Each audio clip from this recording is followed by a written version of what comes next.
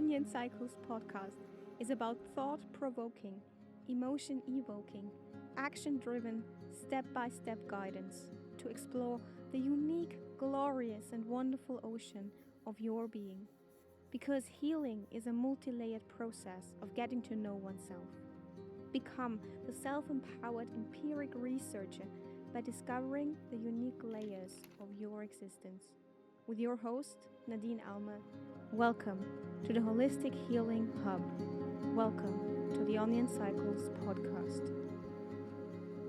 Hello, my beloved fellow healing integrating onions. This is quite new. It's totally out of my comfort zone. Because, as you know, if you have been following along this podcast, usually I document how I am designing the worksheets. To all of you new out there, hello as well. I send you a warm embrace and all the love and light in my heart, right to yours. I have a worksheet that goes along with every episode to assist you on the journey. It's all about as I think, so I feel, so I act. And therefore, I designed these worksheets to contain all the notes of what we have discussed in the episode, as well as action based exercises that should serve you on your journey because it's so individual. It's a unique journey for all of us. And these exercises then tone these episodes down to your specific needs, your specific stories. And as you can see now, there is no worksheet because, my loves, we are actually in the last quarter of this year. The last few episodes of our year spent together dedicated to the space of vulnerability, dedicated to being the self-empiric researcher that is self-empowered to getting to know yourself, the fragments within that want to be integrated in order to get that wholeness, that feeling of being complete, of being what we were supposed to be, of finding the uniqueness again, of finding that essence, that spirit, that spark that is inside every one of us. And that, as life goes, may have been covered up by layers. Hence, the Onion Cycles podcast and shedding the layers to find the light within. Now, the reason why I'm filming myself in this podcast and for the next upcoming last podcast episodes of this year is because you have all the worksheets and because what I thought was going to be a recap is now actually a digital workbook. So each of those workbooks that I designed specifically for you are on my website to download for free. There is no strings attached here. It's all for you for the purpose of being of service to you. They are digital, so they don't contain my handwritten notes anymore. They are, I hope, very concise and aim at doing just exercises. So they are really just about the doing, the action. That is where the magic lies. As I think, so I feel, so I act. So hope you roll up your sleeves and get to work, and hope these workbooks are of a great assistance to you. Now, I don't know if this setup is feeling comfortable to you. To me, it's perfect because what you see behind me is what they call in Switzerland a host.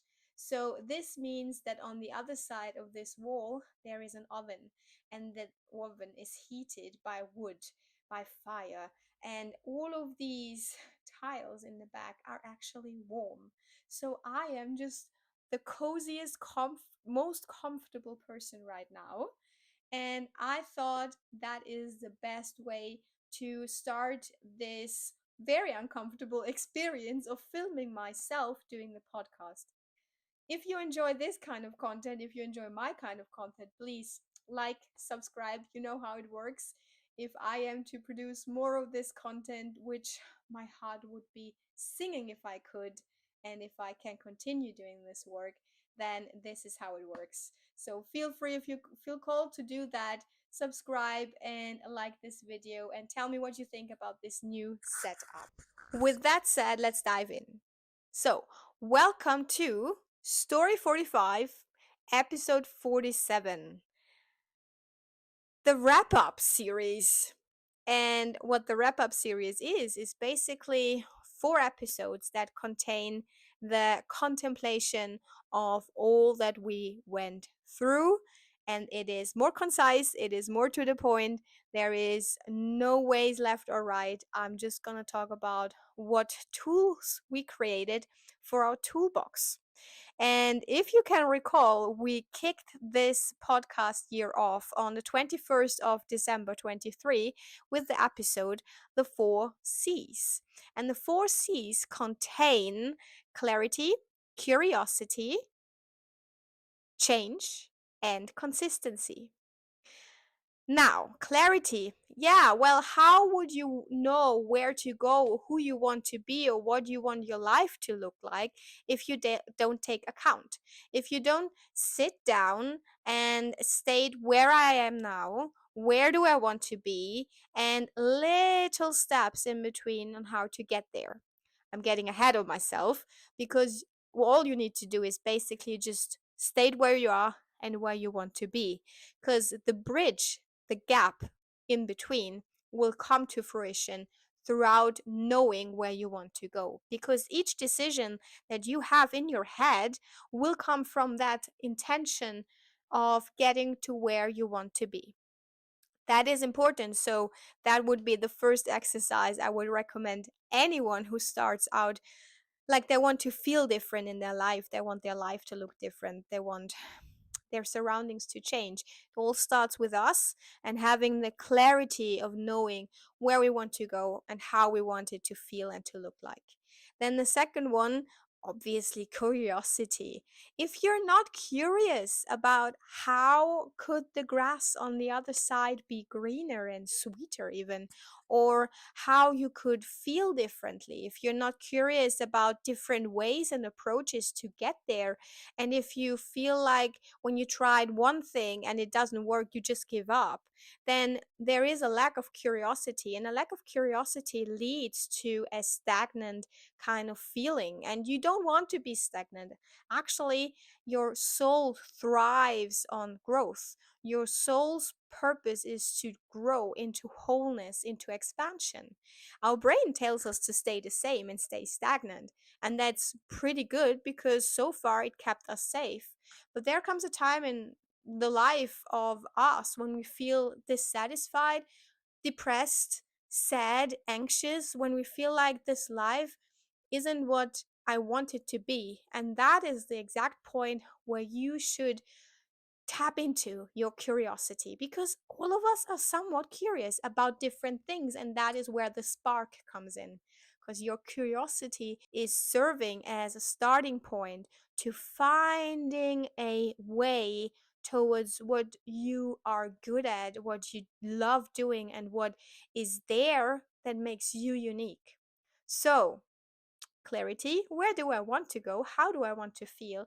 Curiosity, what are the ways that I could get there? And never getting tired of trying out new ways, developing new ways, and also knowing that our curiosity is the compass needle to always getting us where we need to go in finding our light, finding our uniqueness. The next one is change. And change is pretty scary. I think change is scary to everyone. And I think there are like different levels of scariness that people experience when it comes to change. But once we realize that the only constant in life actually is change, we might even get comfortable with knowing that we are never the same version when we wake up and when we go to bed, right? Every single day, change is apparent and graspable and there, even though we think our routines are somewhat serving the purpose of maintaining something that makes us feel safe. But safety is, if anything, in the outside an illusion, and just within us something that is valid because we give it to ourselves in being reliant on ourselves and knowing what we as people are. And that is, in essence, the light that I will speak continuously and a lot about. And I feel like once you get comfortable with the knowledge that change happens in the small and in the big, and that it is a constant in life, then it might be easier to tone the fear barometer down a little bit and relax and feel like, all right, change is never something to be really scared of. Actually, change always births possibility, births options, births something that I wasn't even able to imagine before. And maybe it's even better than the thing that I imagined I want to have, or where I want to be, or who I want to be, right?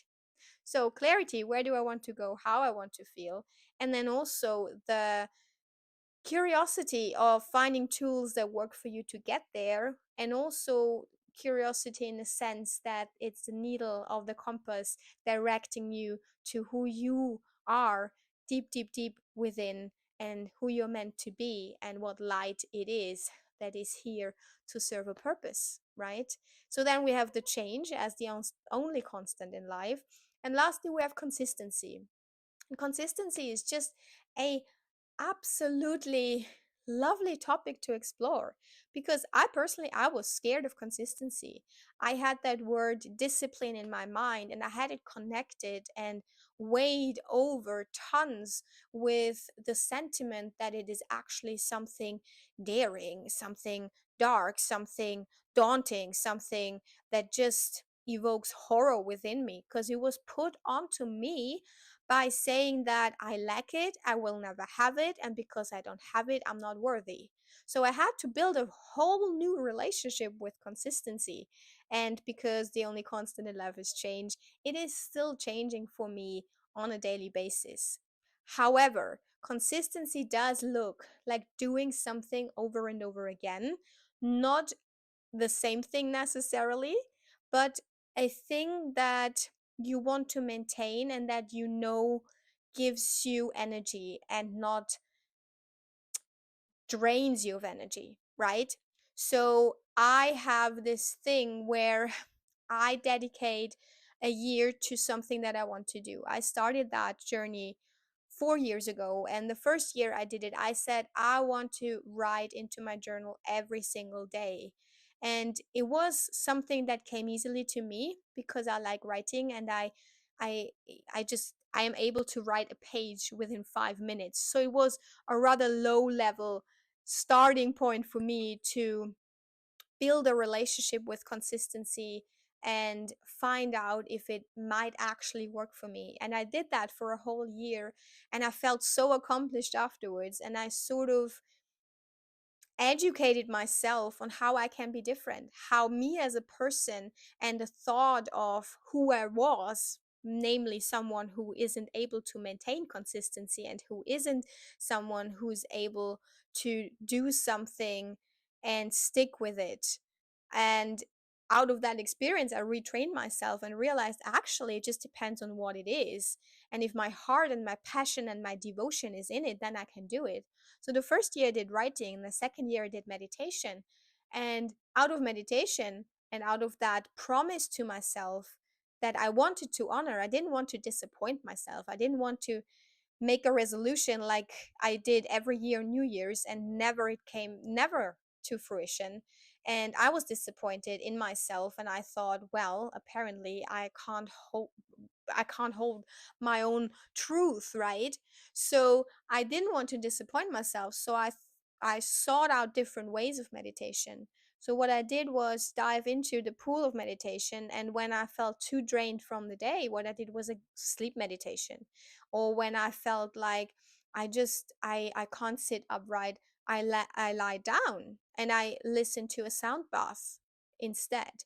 And I did train myself the normal cross-legged straight and stuff like that meditation as well, and I really enjoy the stillness as well. But what I discovered during that year, for example, was that I am still able to be consistent about something if my heart is in it and if I promise to honor myself, and that there is no dogmatic one way solution to anything. So if I were to tell you about consistency, what I would tell you first is find your own approach, and don't listen to anyone out there unless it resonates with you, that is. But if you listen to someone and they sell you a course or a one shoe fit all, that's not true. What really happens on in the journey of self-discovery is that you are actually sitting down with yourself and you're actually finding ways to get to know yourself, to know what works and what doesn't. So for some people it does work to say, I'm on a regime and I will do half an hour of intense ashtanga yoga or whatever cardio practice in the gym every day for 3 months, and they will see it through and that works for them. I'm not a gym person.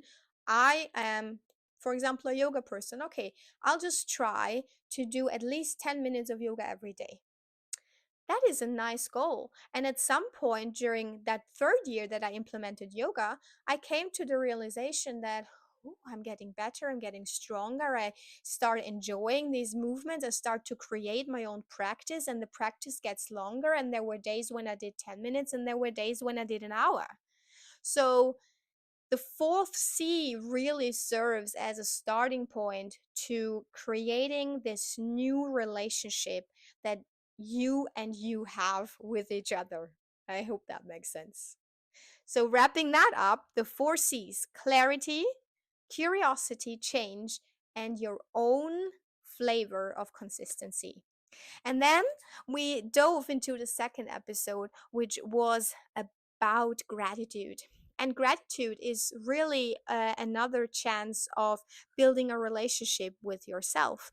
Because what you've come to realize through gratitude practice is that your brain almost always chooses the unhealthy known over the healthy known, realizing that your brain isn't always your best friend. Yes, it serves a purpose, and yes, this is important because there were times and there still are times when we need to feel like there is a safety net, and that safety net is our brain telling us what to do because that is the known.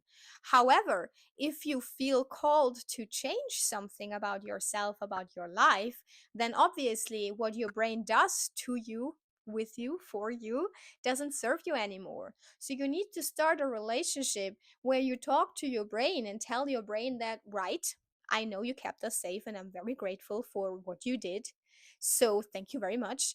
But now, or today, or for the next 3 hours, we're going to start developing a channel to our heart. And we're going to listen to our gut feeling in our heart. And we're going to just flow a little bit and try out something that might be scary to you because it's unknown. But it might make us happier in the long run. It might be the thing we need to find ourselves and be more wholesome, more fulfilled within ourselves, right? And that comes and goes with hand in hand with a mindset shift, because we're shifting from the point of view that actually everything happens for us. The only thing that we can influence is how we think, how we feel, and how we act. And that is why the motto of this podcast is, as I think, so I feel, so I act. The more we get to know ourselves, the more we know why we act the way we do, why we feel, and why we think the way we think.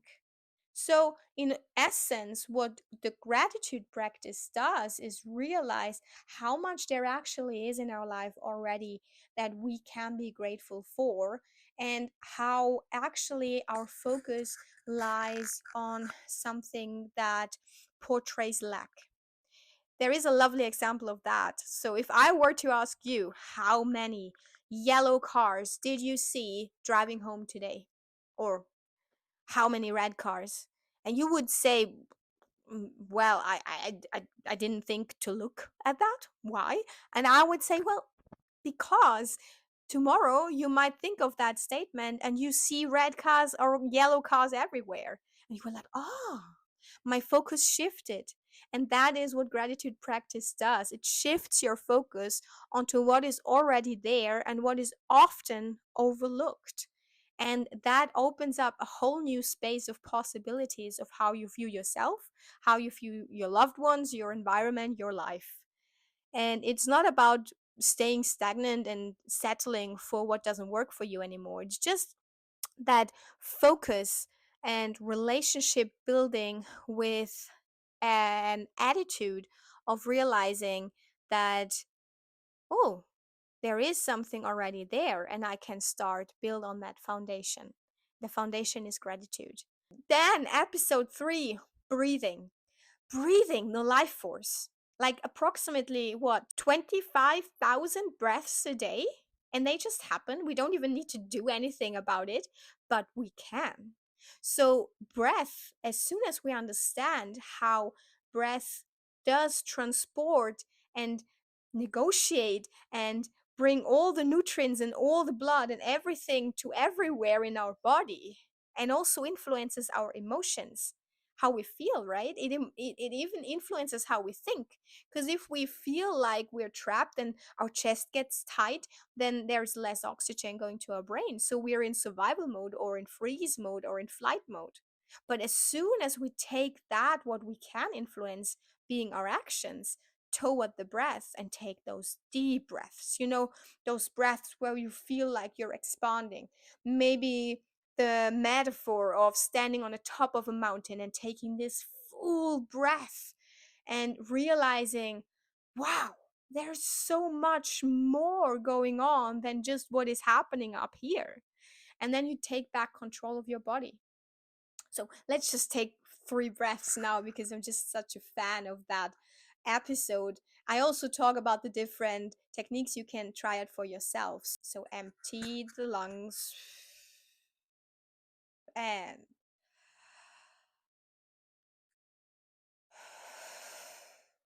oh, feels so good. Filling the belly and then letting it all go. So I would highly recommend you share that with anyone in the workplace, everywhere, even on the street. If you feel overwhelmed in a situation of a discussion or something, you can just say, just wait a second. Let us just take deep 3 breaths because I feel overwhelmed right now. And then we can go back to the topic at hand and we solve it in a manner where I'm actually able to think and feel aligned with who I am again.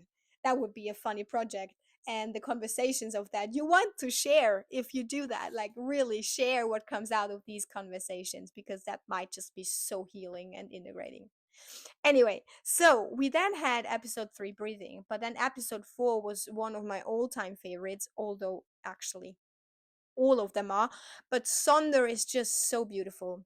And what Sonder is, it's a new term that has been coined by the Dictionary of Obscure Sorrows from a guy, John Koenig.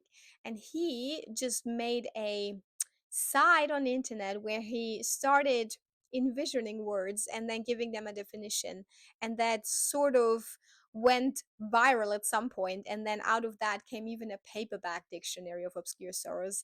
And Sonder is something that I will just give you the definition of. If you feel called to do so, go back and listen to that episode. And I will just read the definition to you and then let that definition sink in. And then we'll go on to episode 5. Sonder, noun. The realization that each random passerby is living a life as vivid and complex as your own, populated with their own ambitions, friends, routines, worries, and inherited great craziness.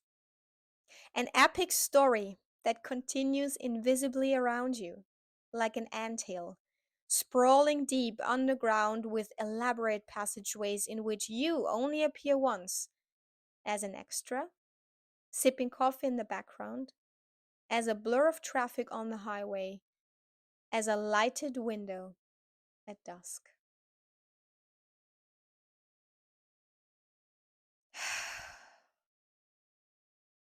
The enormity of that realization, right? So let's go on. We had episode 5, the traffic lights paradox. And what I tried to convey in that one is that I feel like we all have those ups and downs, and that's life, I guess. But as soon as there is this green zone where life feels good and you feel like, oh, I have everything in control, I've maybe even figured it out. Nothing can break my stride now. Yeah, and then it happens, either an emotional trigger from a loved one, or at work, or you have an overwhelmed because of your to-do list, and then suddenly that spiral in the head starts. How am I going to make it work? What did I say? What did they say? How would they perceive me? What did I do? And from that head, it just went into a downward spiral, and you land in the orange zone. And from there's still a chance to recover, and that crossroads can be achieved by three things, which would be either interrupting the pattern, because usually all of us have like this pattern, that just behavioral pattern, that go to coping mechanism to make that voice inside disappear. And if we interrupt the pattern through physiology, through moving, through singing, dancing, and doing something totally out of the ordinary for us, that then may be able to make us assemble ourselves again and slide back into the green zone. We could also open up and be vulnerable to a friend and admit that we feel shame, we feel guilt of not doing something, not doing enough, not being worthy enough, or we feel unworthy because something happened in a discussion with a loved one, and that may also serve as something that enables us then to see the full picture and get that perspective of that friend, that trusted friend, reflecting back on us that we're actually all right. It was just a bump in the road. We're totally fine with our thoughts, acknowledging, appreciating, opening up, acknowledging how we're feeling, and making us feel seen and heard and loved again, so that we can do that for ourselves after the conversation and go back to the green zone. And we can also just accept it, because to be honest, our lives, they are very busy and they are so full of everything. They are full of obligations, responsibilities, and stuff that we have to do, even though we might even want to do them. But there's only so many hours in a day, there's so much noise and hustle and bustle around, that sometimes we just slide into the orange because we're overwhelmed and we just need rest, and our body and our mind just tell us we need rest. And in accepting, we sort of give ourselves the chance to actually acknowledge that this is a warning sign, this is orange, and if we give ourselves the rest, we might slide back to the green side of the grasses, well, the green side of the traffic light, by just surrendering and accepting that we are allowed indeed to have rest. Also strange, isn't it? And then lastly, we have the red zone, because if we don't get the crossroads from the orange, we downward spiral straight into negative self talk, where then our energy is leaking front, left, and center. We first sacrifice our healthy habits. For me personally, I don't do yoga anymore because I don't have energy, and everything was so hard and challenging today, and I'll just start doom scrolling. And then if it gets weirder by the day, by continuing to doom scroll, continuing to numb myself, my go-to coping mechanism is binge eating as well. So the perfect doom situation is the abyss of binge eating complemented complemented by doom scrolling. So basically, instant gratification in the form of in the form of content and food. And at some point, and it may take days, it could also take weeks, I get sick of myself and start my life anew, afresh, and then I'm in green again because everything else crumbled, and I don't want to go on in the red zone anymore. So I get fed up with myself, and then I start in green again. And the whole purpose of that episode was basically just to give an insight on how I perceive those ups and downs, and how I feel like it may be easier to cope with them, or to at least bring awareness to the pattern behind them. An inherent learned. Whoops. Episode 6, accountability. And I feel like that might be a triggering topic on a societal level, because there is a strange form of learned helplessness going on, where due to the busyness of our lives, and even though we have so much technology that supposedly saves us so much time, we don't have the time anymore to go into deeper relationships, as well as dive into self responsibility.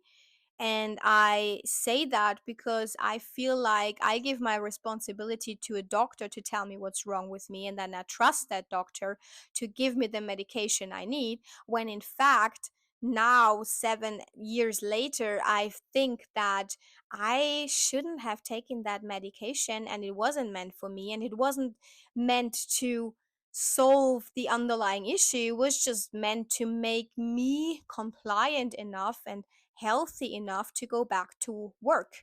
And how we define work, that's a whole other topic. But then it continues with us going to all sorts of different specialized niche doctors, nutritionist or dietitian, or some other, I don't know, gym guru. And we talk to them and they tell us what to do. And then we forget that it's actually very individual, that everyone is different, and that there is a pinch, even maybe there's even a bottle of self responsibility involved in how we get to know ourselves and what works for us. Small example: the whole world tells me that not eating breakfast, not eating lunch, and eating in the afternoon and not eating in the evening is unhealthy. And a lot of people around me also say it's a trauma response, and you don't eat in the mornings because you're hyper vigilant. And may everything well be. I wouldn't say, but you are entitled to your opinion. However, I feel so energized the whole day, and I want to eat between 4 and 5. And then I don't want to eat. I don't feel hungry. I'm not dogmatic about it. If I'm invited for a lovely lunch or a dinner, then absolutely, because it's also a social event, isn't it? But purely from my own experience of getting to know myself, that works best for me. And coming back to change, it doesn't mean that it will work for me forever. It just means right now that is the healthiest and best I ever felt. So every nutritionist would basically tell me I'm doing it wrong, and I would listen to them and do what they say, which I did before, and it wouldn't work for me. So all I'm saying with self responsibility, in terms of a society that has learned helplessness woven into its very fabric, maybe once in a while don't run to a doctor, and maybe once in a while don't immediately take an advice from someone as something that needs to work for you. I'm not saying they're dumb. I'm not saying you're dumb. No one is dumb. It's just about getting that responsibility and accountability back, where I say I'm responsible for myself, and therefore I need to or want to put in work to get to know myself better and know what works for me and what doesn't. And that doesn't just come in terms of the outside, it also relays on the inside, because no one ever is responsible for how I feel. No one ever does something to me. And that is also a very deeply spiritual topic, and I'm aware that it might trigger as well. And I'm just able to talk from my own personal experience. But everything that happened in my life, no matter how abusive, harmful, or painful it was, it eventually served a purpose, and it eventually brought me closer to realizing that the only thing that I can really influence is how I am on the inside, who I am on the inside, and what I give out into the world. And if you have feelings about that, I would love to continue this conversation, because it's such an important one. And I feel like a community that thrives on self-empiric study is so valuable when it comes to talking over a topic such as accountability and responsibility. But ultimately, it comes down to this: no one else is responsible for how we feel. And that is self empowering, because it means that we can make ourselves accountable for how we feel, and we can influence that by our own mindset and the shift we make within.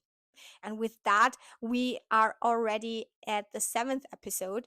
And the seventh episode was all about rituals and routines.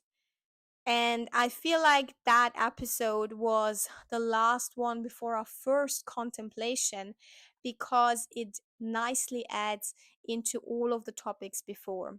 We started out on thinking about how we want ourselves to feel like, how we want our lives to look like.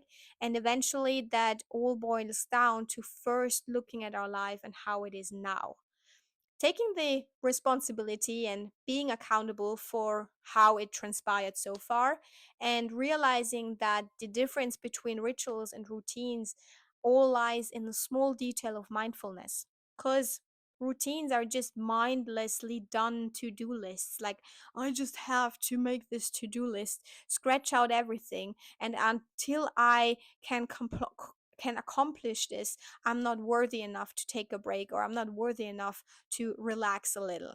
And routines are not bad inherently. Everything with a balance to it is healthy, I would say. But the rituals bring in what has been lost, I think.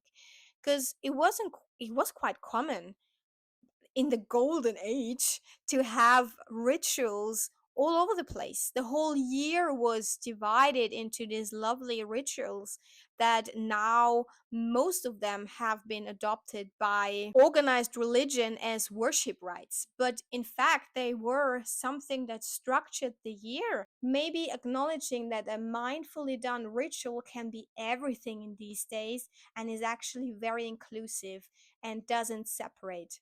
So, no matter if it's small or big, a ritual can be, all right, today I'm going to do the dishes. I'm going to focus on the lovely warm water. I'm going to focus on the bubbles and the soap and the smell of the soap.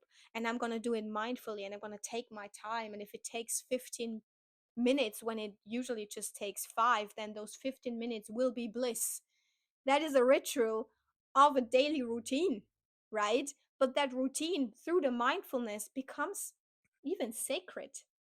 It could also be, call me crazy, saying thanks to the dishes for being there, looking lovely, and presenting our food in a lovely manner, right? It could be thank you that you served this meal with this lovely blue pattern on the side. Now I'm going to clean you and bring you back to where you belong, into the cupboard. And that could also be a big ritual when you say, I don't know, with your loved ones, you say, let's just go out and celebrate the full moon. Let's just sit under the moon and be together and celebrate the new beginning, the end of an old cycle, and the advance into a new cycle. It could be anything and everything. The whole purpose is just to bring ourselves to realizing that beneath all of those layers of responsibilities and to-dos and daily life that is loud and hustly and bustly, there is an enchanting magic to life that we somehow lost, but that is available to all of us. It's right there. It's right there for the grasping. It just needs action and observing. Does it serve you or doesn't it serve you? And if it doesn't serve you, discard it and maybe take it up in a year's time or 2 years' time again to try it. But never lose the curiosity, right? And that is all because episode 8 was about contemplating about these 7 before.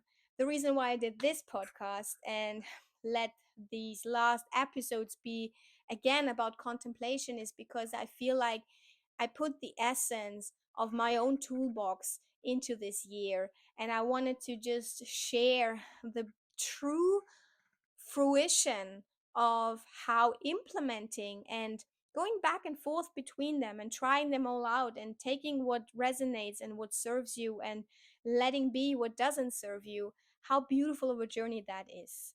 And I also feel like this is a lifelong journey, right? So we might as well get comfortable with all of these tools, acquainted with all of those tools, and see how they may make our life richer, how they make our relationships deeper, and how they even make ourselves feel wholer. So, with all of that said, I hope that was of service to you. I hope that you can actually work with that workbook. I'm really proud of it. That's why I call say it again. If you want to download it for free on my website www.wunderfinder.org, it's there for you, to serve you, to fulfill the purpose of aiding you on your own journey. And with all of that said, my heart is wide open. See you next time. And thank you so much that you took out energy and time of your busy days dedicated to your own self empiric research. And I hope you enjoyed this content, this video. Until next time, my beloved fellow healing integrating onions.